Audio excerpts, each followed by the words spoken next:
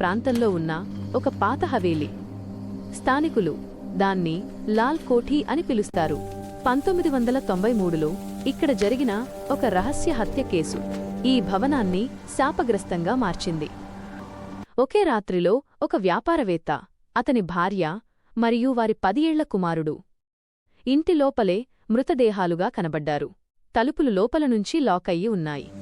బయట నుంచి ఎలాంటి ప్రవేశ చిహ్నాలు లేవు. పోలీసులు ఈ కేసును అన్సాల్వ్డ్గా ప్రకటించారు.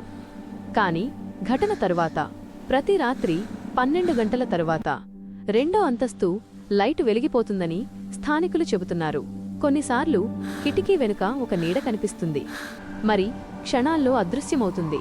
2023లో ఒక యూట్యూబర్ ఈ కథ నిజమా కాదా అని తెలుసుకోవాలని నిర్ణయించాడు.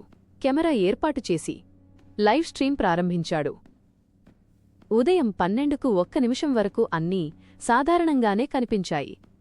కాని 12 గంటలు అవగానే పై అంతస్తు నుంచి అడుగుల శబ్దం వినిపించింది. అతను నెమ్మదిగా మెట్లు ఎక్కాడు.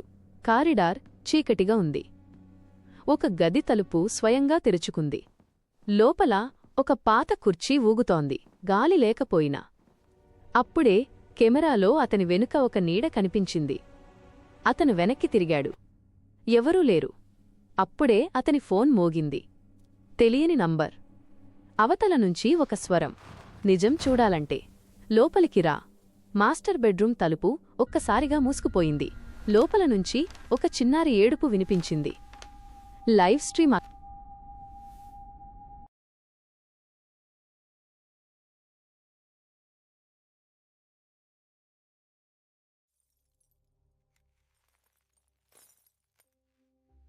అంటే అతను అప్పటినుంచే ఆ కథలో భాగమా, లేదా లాల్ కోఠీ కాలాన్ని తన ఇష్టానుసారం మలుస్తుందా? ప్రతి కొన్ని సంవత్సరాలకోసారి తన తదుపరి బలిని తానే ఎంచుకుంటుందా? ఈ రోజుకి అర్ధరాత్రి అక్కడి నుంచి వెళ్లినవారికి 2వ అంతస్తు కిటికీలో కెమెరా పట్టుకుని నిలబడి ఉన్న ఒక మనిషి కనిపిస్తాడట. అతని వెనుక 3 నీడలు నిశ్శబ్దంగా ఎదురుచూస్తూ